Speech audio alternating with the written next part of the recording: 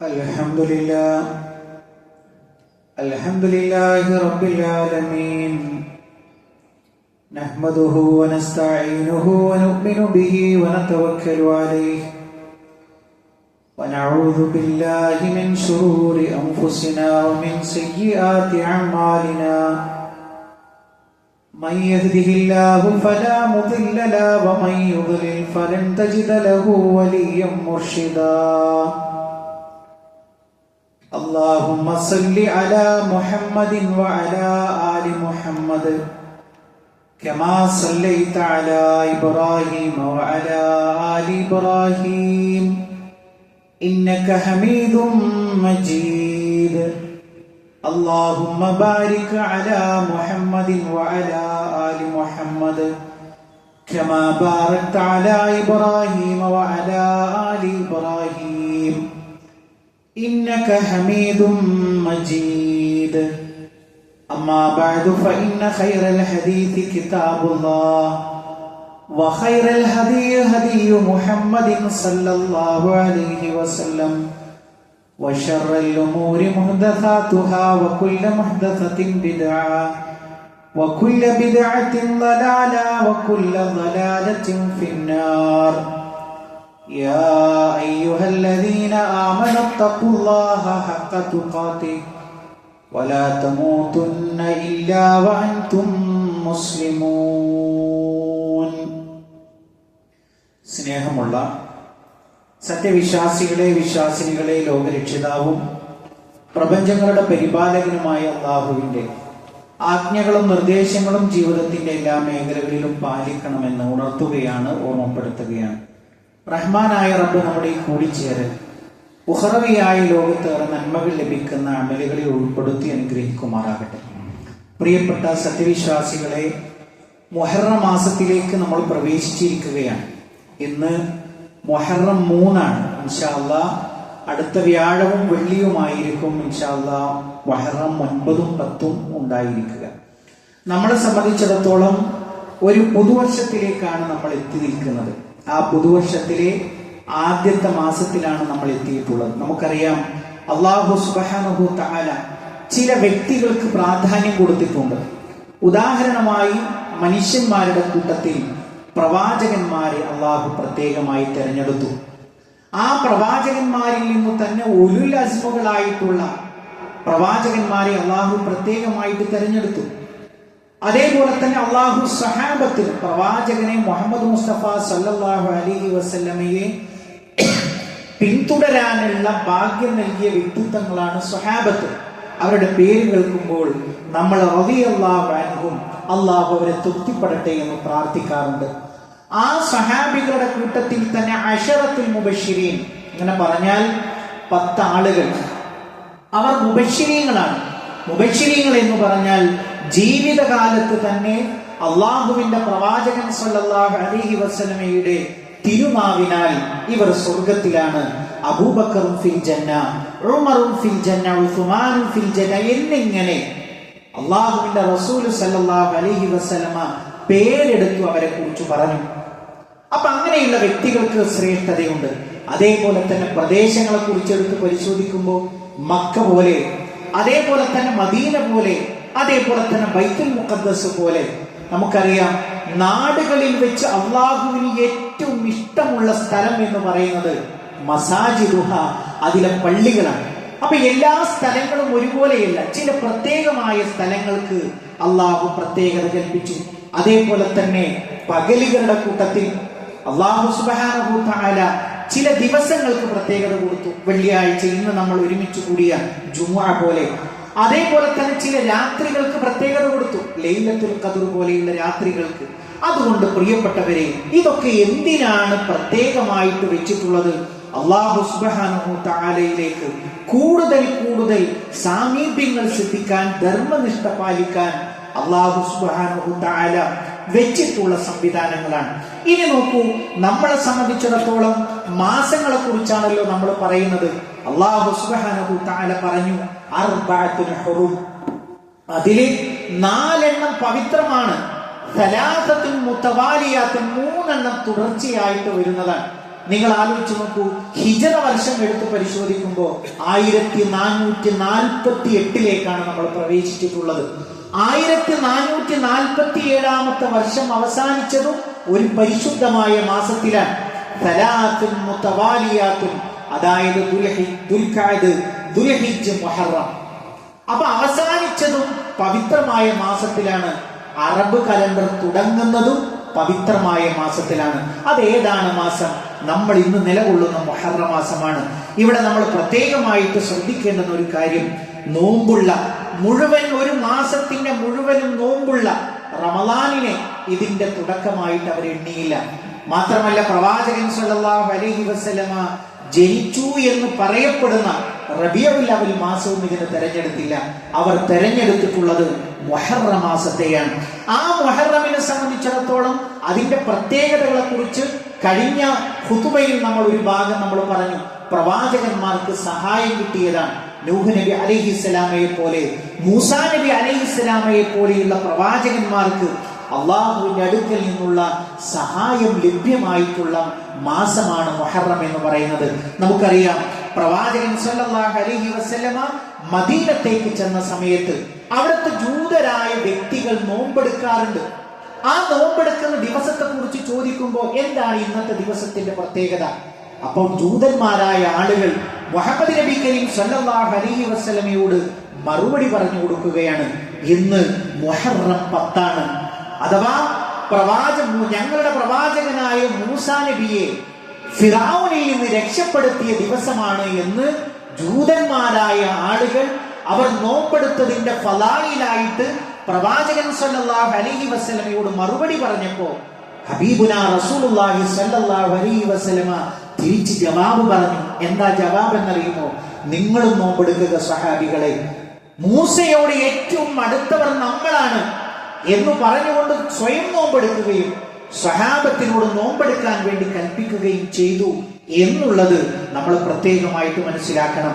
മാത്രമല്ല, ഈ ഒരു മാസത്തിന്റെ സവിശേഷത, ആ വാക്ക് തന്നെ അതിന്റെ ശുദ്ധിയെ സൂചിപ്പിക്കുന്നു എന്നുള്ളതാണ്. മുഹറം എന്ന് പറഞ്ഞാൽ എന്താണ്? നിഷിദ്ധമാക്കപ്പെട്ടത്, പവിത്രമാക്കപ്പെട്ടത്. അതേപോലെ തന്നെ അള്ളാഹു ഈ ഒരു മാസത്തെ തന്നിലേക്ക് ചേർത്തി പറഞ്ഞു എന്നാണ്. ഷഹ്റുല്ലാഹിൽ മുഹറം. ഹദീസ് ഗ്രന്ഥങ്ങളിൽ ആ വാക്ക് നമുക്ക് കാണാൻ കഴിയും. അള്ളാഹു തന്നിലേക്ക് ചേർത്ത് പറഞ്ഞു. ഷഹ്റുല്ലാഹ്, അള്ളാഹുവിന്റെ മാസമായ മുഹറം എന്ന് ഈ മാസത്തെ മാത്രമാണ് ചേർത്ത് പറഞ്ഞത്. അപ്പൊ എത്രമാത്രം ഇതിന്റെ പവിത്രതയുണ്ട്. അതുകൊണ്ട് തന്നെ ഈ പവിത്രമാക്കപ്പെട്ട മാസങ്ങളിൽ അള്ളാഹുവിന്റെ പ്രത്യേകമായ ഓർഡർ എന്താണ്? നിങ്ങൾ നിങ്ങളോട് അതിക്രമം കാണിക്കരുത്. അങ്ങനെ പറഞ്ഞാൽ തെറ്റുകൾ ചെയ്യരുത്. എന്നാ മറ്റുള്ള മാസങ്ങളിൽ ചെയ്യണമെന്നാണോ? അല്ല. പിന്നെയോ, ഈ മാസങ്ങളിൽ ചെയ്യുന്ന നന്മക്കാവട്ടെ തിന്മക്കാവട്ടെ അള്ളാഹുവിന്റെ അടുക്കൽ പ്രാധാന്യമുണ്ട്. നന്മക്ക് പ്രതിഫലം കൂടുതൽ കിട്ടും, തിന്മക്കും ശിക്ഷ അതിന് കൃത്യമായി അതിന് വർധനമുണ്ടാകും എന്നുള്ളത് പ്രവാചകൻ സല്ലല്ലാഹു അലൈഹി വസല്ലമ ഈ ആയത്ത് പഠിപ്പിച്ചിട്ട് നമ്മളെ പഠിപ്പിക്കുകയുണ്ടായി.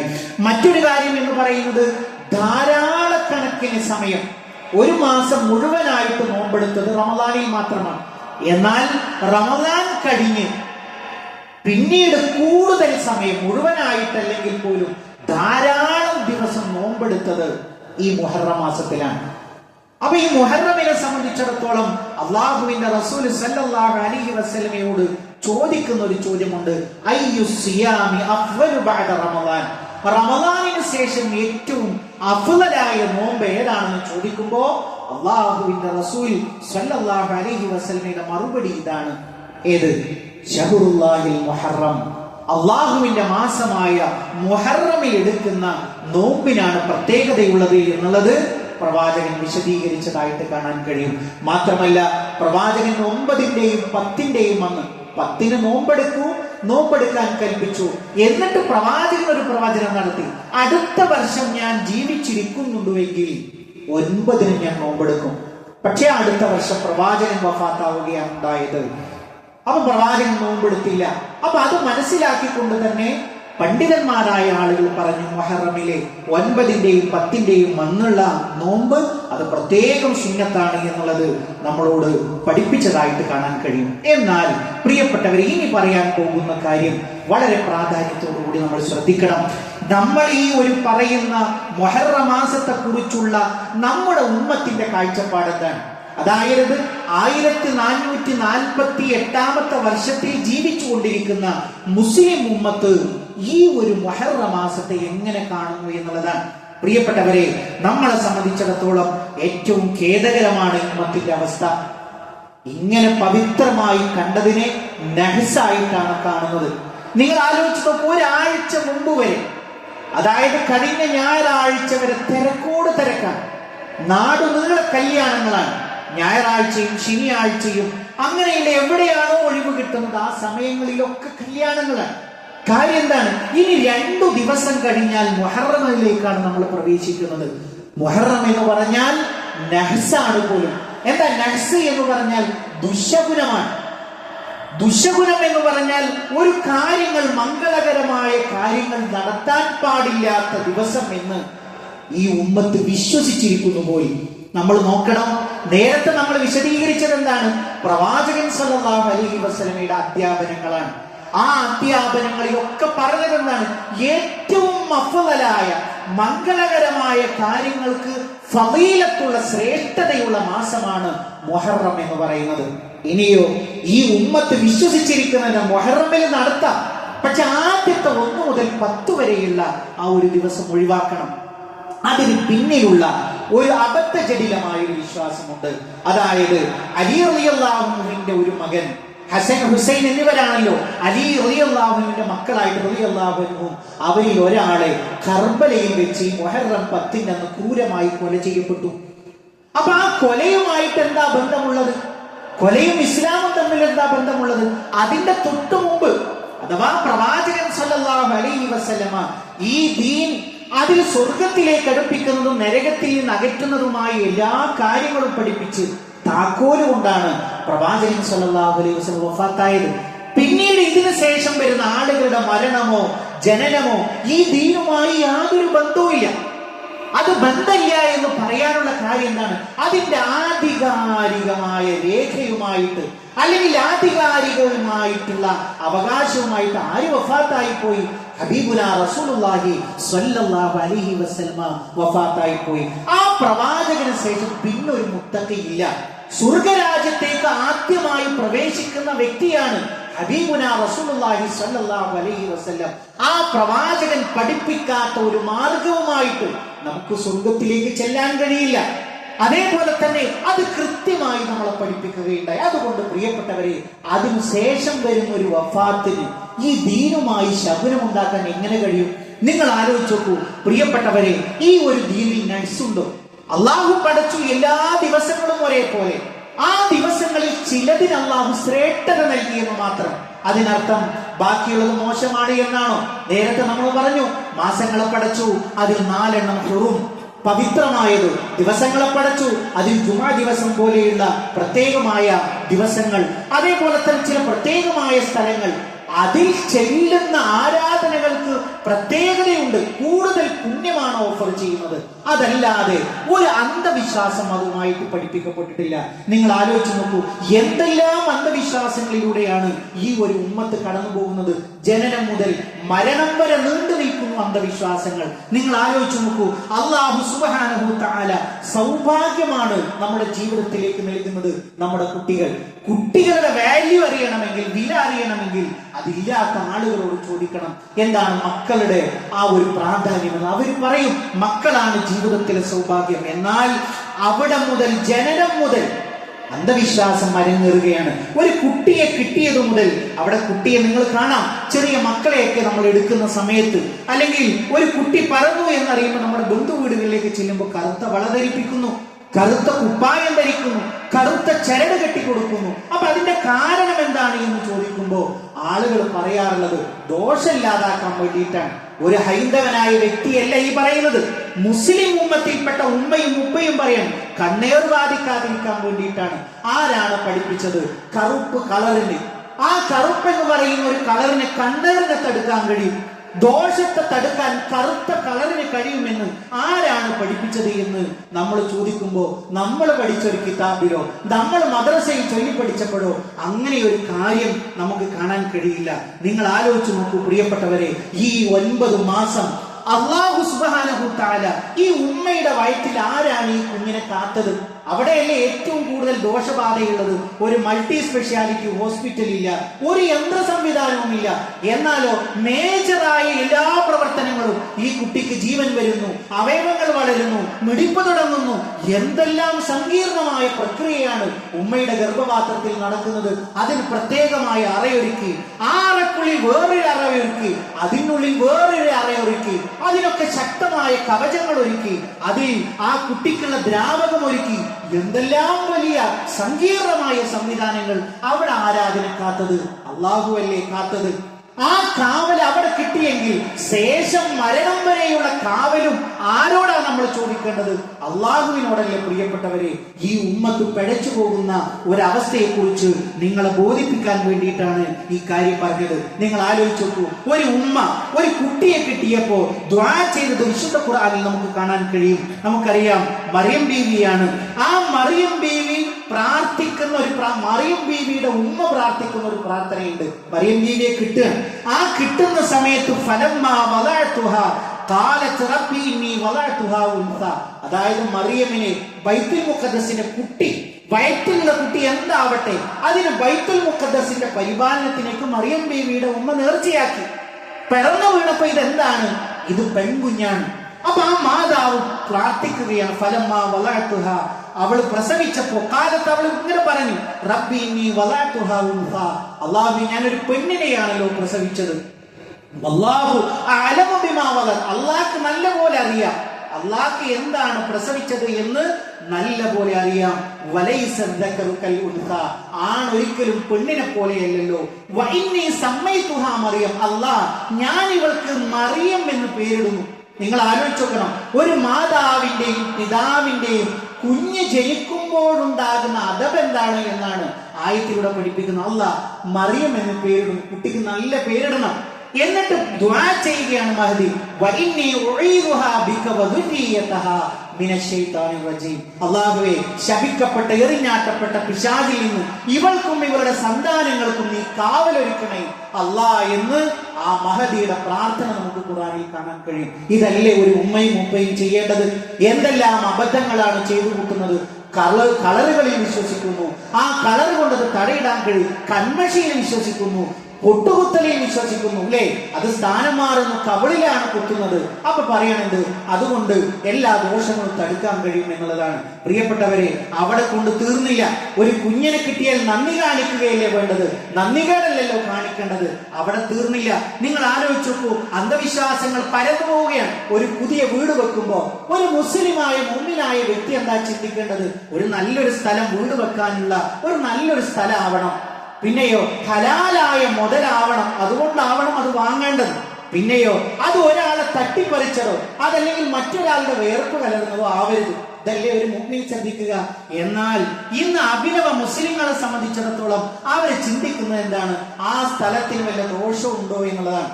എന്ത് ദോഷം? വെള്ളക്കെട്ടുണ്ടോ എന്നുള്ളതല്ല. പിന്നെയോ വെള്ളം വന്നിറങ്ങുന്ന സ്ഥലമാണോ എന്നല്ല, ചെങ്കുത്തായ സ്ഥലമാണോ എന്നല്ല, വീട് വെക്കാൻ പറ്റുന്ന സ്ഥലം, അതൊന്നുമല്ല പരിശോധിക്കുന്നത്. പിന്നെയോ ആ മനുഷ്യൻ ചിന്തിക്കുന്നത് എന്താണ്? ആ മനുഷ്യൻ ചിന്തിക്കുന്നത് ഇവിടെ ഇതിന് പ്രത്യേകമായൊരു സ്ഥാനമുണ്ട്. ആ സ്ഥാനം എന്ന് പറഞ്ഞാൽ എന്താണ്? ഇത് കന്നിമൂലയിൽ വരുന്നതാണോ? എന്താ കന്നിമൂല എന്ന് പറഞ്ഞാൽ? വടക്ക് പടിഞ്ഞാറ് ഭാഗത്ത് അവിടെ ഒരു ദേവൻ വിശ്രമിക്കുന്നുണ്ട്. ആ ഭാഗത്തേക്ക് വീട് വരാൻ പാടില്ല, അവിടെ കിണർ വരാൻ പാടില്ല, അല്ലെങ്കിൽ അങ്ങനെയുള്ള കാര്യങ്ങൾ വരാൻ പാടില്ല. അങ്ങനെ വന്നാൽ എന്താ സംഭവിക്കുക? ആ ദേവൻ കോപിക്കും. ഇതാരാണ് ഈ ദേവനെ കുറിച്ച് ഇങ്ങനെയൊക്കെ സങ്കല്പം വെക്കുന്നത്? അല്ലാഹു അക്ബർ പറയുന്ന മുസ്ലിമിന്റെ വിശ്വാസം. എന്നിട്ടോ അങ്ങനെ നോക്കണം.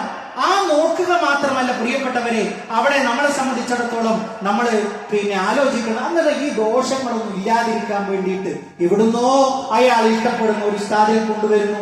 എന്നിട്ടോ അയാൾ എന്ത് ചെയ്യുന്നു? കുറ്റിയടിക്കുന്നു. അപ്പൊ അയാൾ എല്ലാ കുറ്റിയടിക്കും അടിക്കുമ്പോ എല്ലാ കുറ്റി അടിക്കൂല, ഒന്നാമത്തെ കുറ്റിയെ മാത്രമേ അടിക്കുള്ളൂ. ബാക്കിയുള്ള കുറ്റിയൊക്കെ അന്യസംസ്ഥാന തൊഴിലാളി അടിക്കുക. ഒന്നാമത്തെ കട്ടില് മാത്രമേ അയാൾ വെക്കുള്ളൂ, ബാക്കിയുള്ള കട്ടിൽ ആരാ വെക്കുക? അന്യസംസ്ഥാന തൊഴിലാളിയെ വെക്കുക. ഒരു ഒന്നാമത്തെ കല്ലാണ് അയാൾ വെക്കുക, ബാക്കിയുള്ളതൊക്കെ അങ്ങനെ. നിങ്ങൾ ആലോചിച്ചു, ഇത് ആരുടെ വിശ്വാസമാണ്? മാപ്പിള സമൂഹത്തിന്റെ വിശ്വാസമാണ്. പ്രിയപ്പെട്ടവരെ, ഈ ആളുകളാണ് ഞങ്ങളൊക്കെ ഹബീബായ റസൂലുള്ളാഹി സ്വല്ലല്ലാഹു അലൈഹി വസല്ലമയുടെ കൂടെ സ്വർഗത്തിൽ ഉണ്ടാവും വിചാരിക്കുന്നത് അല്ലേ? അഭിപ്രായമൊന്നും വേണ്ട, കോലം കെട്ടിവെക്കാൻ, കറുത്ത കോലം കെട്ടിവെക്കാൻ ഒരു മുമ്പിലായ മനുഷ്യൻ എന്താണ് വിചാരിക്കേണ്ടത്? ഇവിടെ അഭിപ്രായം വേണമെന്നല്ലേ എഴുതി വെക്കേണ്ടത്? കാര്യം എന്താണ്? ഒരു വീടുണ്ടായി കഴിഞ്ഞാൽ നമ്മളിങ്ങനെ മാസം വീടുണ്ടാക്കുന്നവരല്ലല്ലോ, ആയുസ്സിൽ ഒരിക്കലാണ് നമ്മൾ വീടുണ്ടാക്കുക. അപ്പൊ എല്ലാവരുടെയും അഭിപ്രായം വേണം. വീട് പണി തീരുന്നതിന് മുമ്പ് പറയണം, അല്ല ചെങ്ങായി എന്താ ഇത് കാട്ടിക്കുന്നത്? അപ്പൊ എന്തേ? അയാൾ കുറെ വീടുണ്ടാക്കിയ ആളാണ്, കുറെ വീട്ടിൽ പാർത്ത മനുഷ്യനാണ്. അപ്പൊ അയാൾ പറയും ഇങ്ങനെയൊക്കെ ആവുമ്പോ, മഴക്കാലാവുമ്പോ ഇങ്ങനെയൊക്കെ. ശരി, ആ അഭിപ്രായം അവിടെ പ്ലാനിൽ മാറ്റം വരുത്താൻ കഴിയും. ഇതെന്താണ്? അഭിപ്രായം വേണ്ട, കോലങ്ങൾ ഉണ്ടാക്കി വെക്കുന്നു. ഈ മനുഷ്യന്റെ വിശ്വാസം എന്താണ്? ഈ ആളുകൾ നിസ്കരിച്ചിട്ട് എന്താണ് കാര്യം എന്നുള്ളത് പ്രത്യേകമായിട്ട് ആലോചിക്കണം പ്രിയപ്പെട്ടവരെ. അത് മാത്രമല്ല, നമ്മളെ സംബന്ധിച്ചിടത്തോളം വളരെ കൃത്യമായി നമ്മൾ മനസ്സിലാക്കുന്ന ഈ മൃഗങ്ങളുടെ, മിണ്ടാപ്രാണികളുടെ പാല് അത് തൂവിക്കളയുന്നു. ആരാണ് ഈ പറയുന്നത്? പള്ളിയുടെ സെക്രട്ടറി, കമ്മിറ്റിയിൽപ്പെട്ട ആൾക്കാരാണ്. ഇത് വിശ്വാസമായ ആളുകളുണ്ട്, അവരെ നമ്മൾ കുറ്റം പറയുന്നില്ല. ഗോമാതാവിന്റെ പാല് അത് ഞങ്ങളുടെ അടുക്കളയിൽ തൂവണം, അത് തൂവി ഐശ്വര്യം ഉണ്ടാവണം. നമ്മളെ സംബന്ധിച്ചിടത്തോളം ഗോമാതാവിൽ നിന്നാണോ ഐശ്വര്യം വരുന്നത്? ഗോമാതാവ് എന്ന് കേൾക്കുമ്പോ നമ്മൾക്ക് അരിശമല്ലേ വരാറുള്ളത്? പക്ഷേ നമ്മൾ അതിനെ സ്നേഹിക്കുന്നു. ഇവിടെ മാതാവുമില്ല, പിതാവുമില്ല, റഹ്മാനായ റബ്ബിന്റെ കാവലല്ലേ പ്രിയപ്പെട്ടവരെ ചോദിക്കുന്നത്. അന്ന് സ്ഥിരമായി സുബ്ഹിക്ക് പോകുന്ന മനുഷ്യൻ പള്ളിയിൽ പോകുന്നില്ല, പുതിയതായിട്ട് വീടിരിക്കുകയാണ്. എങ്ങനെ ഇത് ശരിയാവും പ്രിയപ്പെട്ടവരെ? 9ഓളം വീടുകളുടെ കുടുംബനാഥൻ എല്ലാ വക്തിനും മിഹ്റാബിലുണ്ട്. ഇന്ന് എന്റെ വീട് കൂടിയാണ്, ഇന്ന് ഞാൻ ബാങ്ക് കൊടുക്കാൻ പോവാണ്. അങ്ങനെ കണ്ടിട്ടുണ്ടോ? ആ ചരിത്രത്തിൽ എവിടെയെങ്കിലും നമ്മൾ വായിച്ചിട്ടുണ്ടോ പ്രിയപ്പെട്ടവരെ? ഞാൻ ഈ പറയുമ്പോ ചില ആളുകൾക്ക് അത്ഭുതം തോന്നേണ്ടതില്ല. നമ്മുടെ ഉമ്മത്തിന്റെ അവസ്ഥയാണ് പറയുന്നത്. 1448 എത്തി നിൽക്കുന്ന ഈ ഒരു ഉമ്മത്ത് ഇങ്ങനെ പോയാൽ പ്രിയപ്പെട്ടവരെ, അവരുടെ ആഖിറ ലോകം എന്തായിരിക്കും എന്നുള്ളത് വളരെ കൃത്യമായി മനസ്സിലാക്കാൻ വേണ്ടി സൂചിപ്പിച്ചു എന്ന് മാത്രം. അതുകൊണ്ട് പ്രിയപ്പെട്ട സത്യവിശ്വാസികളെ, അല്ലാഹു സുബ്ഹാനഹു തആലയുടെ അധ്യാപനങ്ങൾ അത് ജീവിതത്തിൽ പുലർത്തുമ്പോഴാണ് നമ്മൾ ഈമാനികളാകുന്നത്. റബ്ബിന്റെ തൃപ്തി മുന്നോട്ട് വെക്കുമ്പോഴാണ് അല്ലാഹുവിലുള്ള വിശ്വാസികളായിട്ട് നമ്മൾ മാറുന്നത്. അതിൽ നിന്നൊരു അണുകിട നമ്മൾ പുറത്തു പോകാൻ നമ്മൾ ശ്രദ്ധിക്കണം. അതിൽ നിന്ന് പുറത്തു പോകുന്ന കാര്യങ്ങളെ നമ്മൾ ശ്രദ്ധിക്കണം. റഹ്മാനായ റബ്ബ് നമ്മളെ അനുഗ്രഹിക്കുമാറാകട്ടെ. അൽഹംദുലില്ലാഹി റബ്ബിൽ ആലമീൻ വസ്സലാത്തു വസ്സലാമു അലാ റസൂലിഹിൽ അമീൻ വഅലാ ആലിഹി വസഹ്ബിഹി അജ്മഈൻ. അമ്മാ ബഅദ്. പ്രിയപ്പെട്ട സത്യവിശ്വാസികളെ, വിശ്വാസികളെ, ഒരിക്കൽ കൂടി അല്ലാഹുവിന്റെ ആജ്ഞാ നിർദ്ദേശങ്ങൾ ജീവിതത്തിന്റെ എല്ലാ മേഖലകളിലും പാലിക്കണമെന്ന് ഉണർത്തുകയാണ്, ഓർമ്മപ്പെടുത്തുകയാണ്. പ്രിയപ്പെട്ടവരെ, അന്ധവിശ്വാസങ്ങൾ അവസാനിക്കുന്നില്ല. ഒരു യാത്ര പോകുന്ന സമയത്ത് സാധാരണഗതിയിൽ ഇപ്പൊ നമ്മളൊരു ചൊവ്വാഴ്ച എന്ന് പറയുന്നത് ആളുകൾ പറയാം അതൊരു സുഖമില്ലാത്ത ദിവസമാണ്. പ്രിയപ്പെട്ടവരെ, അന്ന് അപകടങ്ങൾ സംഭവിക്കുന്നില്ലേ? അന്ന് ഓപ്പറേഷനുകൾ നടക്കുന്നില്ലേ? ഏറ്റവും വലിയ കരുതല്, ഏതെങ്കിലും ഒരു ഡോക്ടർ ചൊവ്വാഴ്ച ചൊവ്വില്ലാത്ത ദിവസമാണ്, ഓപ്പറേഷൻ നടക്കില്ല എന്ന് പറയാറുണ്ടോ? അന്ന് കള്ളന്മാർ മോഷണം നടത്താറില്ലേ? ആ പണികളൊക്കെ നടക്കും. പക്ഷെ ഈ ഒരു ആളുകളെ സംബന്ധിച്ചിടത്തോളം അന്ന് മംഗളകരമായ കാര്യങ്ങളൊന്നും പറ്റില്ല. അന്ന് ചോര പൊടിയാൻ പറ്റില്ല. ചോര പൊടിഞ്ഞാൽ അത് ഗുരുതരമായി മാറും എന്നൊക്കെ പറയുന്ന ചില അന്ധവിശ്വാസങ്ങൾ. അതേപോലെ തന്നെ ചില മൃഗങ്ങൾക്ക് അവരുടെ വാഹനത്തിന് മുന്നിലൂടെ ഓടാൻ പാടില്ല, പൂച്ച പോകാൻ പാടില്ല. അതേപോലെ തന്നെ മൃഗങ്ങൾക്ക് മാത്രമല്ല പ്രിയപ്പെട്ടവരെ, വീട് തുറന്നു വരുമ്പോ ഒരു മനുഷ്യനെ കാണുന്നു. ആ മനുഷ്യനെ കാണുമ്പോൾ ഇന്നത്തെ കാര്യം തീരുമാനമായി. എന്താണ് ഈ മനുഷ്യന്മാരുടെ? അല്ലാഹു സുബ്ഹാനഹു തആല ആ ആളെ സംബന്ധിച്ചിടത്തോളം അയാൾ എന്താണ് അതിൽ ഉത്തരവാദി? അയാളുടെ മുഖമോ? എന്റെ ഇഷ്ടമനുസരിച്ചാണോ അല്ലാഹു എനിക്ക് രൂപം നൽകിയത്, എനിക്ക് കണ്ണ് നൽകിയത്, എനിക്ക് കേൾവി നൽകിയത്? ഒരു മനുഷ്യനെ ഇങ്ങനെ മേൽ വൃത്തികേടിലേക്ക് തള്ളിവിടുന്ന ഈ ഉമ്മത്തിന് എന്തു പറ്റി എന്നുള്ളത് നമ്മൾ ആലോചിക്കുക. പക്ഷിമൃഗാദികളുടെ കൂവലും കരച്ചിലും ഒക്കെ അതൊക്കെ ഒരു വലിയ ആപൽ സൂചനയായിട്ട് കാണുന്ന ഈ ഉമ്മത്ത് എവിടെ നിന്ന് രക്ഷപ്പെടാനാണ് എന്നുള്ളത് നമ്മൾ പ്രത്യേകം ശ്രദ്ധിക്കുക. വിവാഹം നിശ്ചയിക്കുമ്പോ, അതേപോലെ തന്നെ വാഹനം വാങ്ങുമ്പോ, പുതിയ കച്ചവടം തുടങ്ങുമ്പോഴൊക്കെ നല്ല നഹ്സുണ്ടോ, അല്ലെങ്കിൽ ഇതിന് നഹ്സുള്ള ദിവസങ്ങളിലാണോ എന്നൊക്കെ മനുഷ്യന്മാര് അന്വേഷിച്ച് നടക്കുമ്പോ പ്രിയപ്പെട്ടവരെ, ഒരു വാഹനമാകട്ടെ, ഇനി ഒരു ഉദാഹരണം പറയാം, വാഹനത്തിന്റെ എല്ലാ പാലിച്ചുകൊണ്ട് ഒരു മനുഷ്യൻ ഡ്രൈവ് ചെയ്തെന്ന് വിചാരിക്കുക, എതിരെ വന്ന ഒരു വാഹനം നിയന്ത്രണം വിട്ടാൽ പോരെ? അത് അവന്റെ പരിധിയിലാണോ? ഇതൊന്നും പ്രിയപ്പെട്ടവരെ, നമുക്കൊക്കെ ഒരു നിശ്ചിതമായ ഒരു ഡേറ്റ് ഓഫ് ബർത്ത് ഉണ്ട്. നമ്മൾ പറയാണ് എന്റെ ഡേറ്റ് ഓഫ് ബർത്ത് എന്താ, ഇത്ര വർഷം 1990 ഞാൻ ജനിച്ചത് എന്ന ഒരു ചോദ്യം ചോദിക്കട്ടെ, എന്റെ 1989 ജനിച്ചുകൂടായിരുന്നു?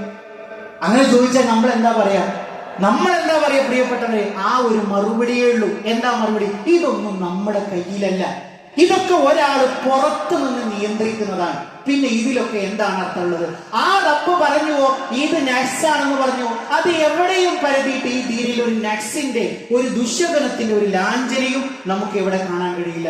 ഒരു കച്ചവടക്കാരൻ വിചാരിക്കുകയാണ് ഒന്നാമത്തെ കച്ചവടം കടം പോയാൽ അതോടുകൂടി ആ കച്ചവടം തന്നെ പാളീസായി എന്നുള്ളത്. നമുക്ക് എന്താ ഒരു മുമ്പിൽ വിചാരിക്കുക, ഒന്നാമത്തെ കച്ചവടം കടം പോയി കഴിഞ്ഞാൽ അത് കടം കിട്ടും ചെയ്യും, ഒരു കൂലിയും കിട്ടും, ഇരട്ടിയാണ് അതിന്റെ പ്രതിഫലം കിട്ടുന്നത്. ഒരു മനുഷ്യന് കടം കൊടുത്തു, ആ കടം അയാൾ തിരിച്ചു തരും. പിന്നെയോ അതോടൊപ്പം തന്നെ നമുക്കൊരു കൂലിയായിട്ട് അള്ളാഹു അത് രേഖപ്പെടുത്തുകയും ചെയ്യും എന്നുള്ളതാണ്. കൈനീട്ടത്തിലൊക്കെ വിശ്വസിക്കുന്ന ആളുകൾ, ഞാൻ അതിലേക്കൊന്നും ദീർഘമായിട്ട് പോകുന്നില്ല. പ്രിയപ്പെട്ടവരെ, നമ്മളെ സംബന്ധിച്ചിടത്തോളം വളരെ ലളിതമായ ഒരു വാചകം വാഹനങ്ങളിൽ നമ്മൾ എഴുതി വെക്കാറുണ്ട്, വീട്ടിൽ നമ്മൾ എഴുതി വെക്കാറുണ്ട്, ലാ ഹൗല വലാ ഖുവത ഇല്ലാ ബില്ലാ. അത് മനസ്സിലേക്ക് ഇറങ്ങിയിട്ടുണ്ടോ എന്ന് ചിന്തിക്കുക. ലാ ഹൗല വലാ ഖുവത ഇല്ലാ ബില്ലാ. ഒരു കഴിവുമില്ല, ഒരു ശക്തിയുമില്ല. പൂച്ച വിചാരിച്ചാലും മനുഷ്യൻ വിചാരിച്ചാലും ലാ ഹൗല വലാ ഖുവത ഇല്ലാ ബില്ലാ, അല്ലാഹനെ കൊണ്ട് മാത്രമേ കഴിയുള്ളൂ. നിസ്കാരം സലാം വീട്ടി കഴിഞ്ഞാൽ ഹബീബായ റസൂലുള്ളാഹി സ്വല്ലല്ലാഹു അലൈഹി വസല്ലം ചൊല്ലാറുള്ള ഒരു ദിക്ർ ഈ ഉമ്മത്ത് എവിടെയാണ് മറന്നു വെച്ചത്? അല്ലാഹുമ്മ ലാ മാനിഅ ലിമാ അഅതൈത. അല്ലാഹുവേ, നീ നൽകിയത് തടയാൻ ആരുമില്ല. വലാ മുഅ്തിയ ലിമാ മനഅത. അല്ലാഹ്, നീ നൽകില്ല എന്ന് വെച്ചു. എന്റെ ജീവിതത്തിൽ അതില്ല, എനിക്ക് കുട്ടിയില്ല, എനിക്ക് വീടില്ല, വാഹനമില്ല, കച്ചവടമില്ല. അത് വാങ്ങിക്കൊണ്ടുവരാൻ, എന്നോട് കച്ചവടക്കാരാക്കാൻ, എന്നൊരു മക്കൾ തരാൻ ഒരാളെ കൊണ്ടും ഒരു പടപ്പിനെ കൊണ്ടും കഴിയില്ല എന്ന് പറയുന്ന ആ ദൃഢമായ അചഞ്ചലമായ ഈമാൻ അത് കളഞ്ഞു പോയാൽ പ്രിയപ്പെട്ടവരെ, ഏതാൾക്കും നമ്മളെ ഏത് ജാരങ്ങളിലേക്കും, ഏത് ജോത്സ്യന്റെ പിന്നിലേക്കും, ഏത് അബദ്ധങ്ങളിലേക്കും ജനലുകൾ മാറ്റിക്കൊണ്ടിരിക്കുന്നു, വീട് പൊളിച്ചുകൊണ്ടിരിക്കുന്നു, മതിലുകൾ വീണ്ടും വീണ്ടും പൊളിച്ചു മാറ്റുന്നു. എന്താണത്ര? ദോഷമാണത്രേ. ആർക്ക് ദോഷം? ഇവന് മാത്രമാണ് ദോഷം, വേറെ ആർക്കും ദോഷമില്ല. ഇവന്റെ പണം ഇങ്ങനെ ഇറങ്ങിപ്പോകുന്നു. പ്രിയപ്പെട്ടവരെ, കോമാളി വേഷം നമ്മൾ കെട്ടരുത്. ഈമാനികളാകണമെങ്കിൽ ഞാൻ പറഞ്ഞല്ലോ, ലാ ഹൗല വലാ ഖുവത ഇല്ലാ ബില്ലാ. ഒരു ചെറിയ വാചകങ്ങളിൽ ഒരു എസ്സേ എഴുതാനുള്ള ഒരു സന്ദേശമാണ് അല്ലാഹു ഒളിപ്പിച്ചു വെച്ചത്. അല്ലാഹനെ കൊണ്ടല്ലാതെ ഒരു കഴിവുമില്ല. എന്നിട്ടോ അതിന്റെ ബയാനല്ലേ, അല്ലാഹുമ്മ ലാ മാനിഅ ലിമാ അഅതൈത വലാ മുഅ്തിയ ലിമാ മനഅത. അല്ലാഹ് വിചാരിച്ചാൽ അത് ഞാൻ എവിടെയാണെങ്കിലും അത് എനിക്ക് കൊണ്ടുവന്നു തരും. ഒരു ഉമ്മ വളരെ മാരകമായി, ഈ അടുത്ത ഒരു സംഭവമാണ് പറയുന്നത്, ഒരു ഉമ്മ മാരകമായ അസുഖം ബാധിച്ച് മരണത്തിന്റെ തീയതി കൂട്ടിയിരിക്കുകയാണ്. ഉമ്മക്ക് മരണത്തെ കുറിച്ചല്ല പേടിയുള്ളത്, എനിക്ക് ശേഷം എന്റെ പറക്കമുറ്റാത്ത 2 കുട്ടികൾക്ക് ആര് തുണയുണ്ടാകും എന്നുള്ളതാണ് ഉമ്മയുടെ വേവലാതി. എന്നാലോ നിങ്ങൾ ആലോചിച്ചു നോക്കൂ, ഒരു അത്ഭുതം. ആ കുട്ടികൾ കളിക്കുന്നതിനിടയിൽ ഒരൽപ്പം കാലുകൾ കഴുകാൻ വേണ്ടി കുളത്തിലേക്ക് ഇറങ്ങി 2 പേരും മുങ്ങി മരണപ്പെട്ടു. 2 പേരും മുങ്ങി മരണപ്പെട്ടു. നമ്മൾ ആലോചിച്ചു നോക്കുക.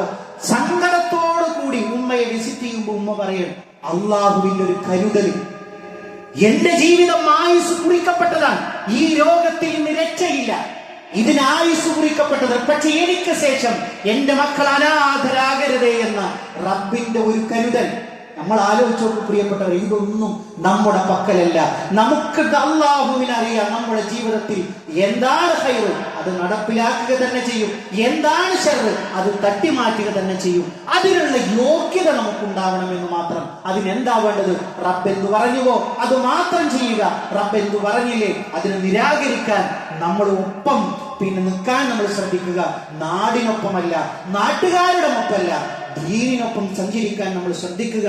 റഹ്മാനായ റബ്ബ് നമ്മൾ അനുഗ്രഹിക്കുമാറാകട്ടെ. ഈ ലോകത്തും വിജയം വരിക്കുന്ന മുഅ്മിനീങ്ങളിൽ, മുത്തഖീങ്ങളിൽ അല്ലാഹു നമ്മളെ എല്ലാവരെയും ഉൾപ്പെടുത്തി അനുഗ്രഹിക്കുമാറാകട്ടെ.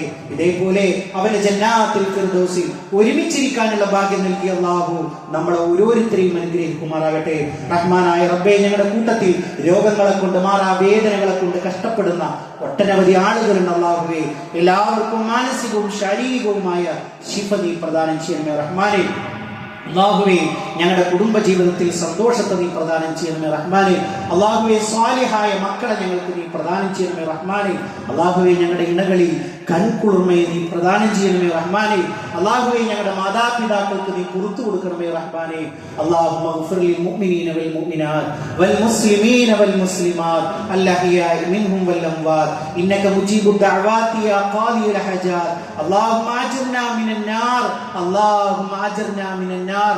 അല്ലാഹുമ്മ റബ്ബനാ തഖബ്ബൽ മിന്നാ ഇന്നക അൻതസ് സമീഉൽ അലീം വതുബ് അലൈനാ ഇന്നക അൻതത് തവ്വാബുർ റഹീം. ആമീൻ ആമീൻ ബിറഹ്മതിക യാ അർഹമർ റഹീമീൻ. അല്ലാഹുമ്മ സ്വല്ലി അലാ മുഹമ്മദ്.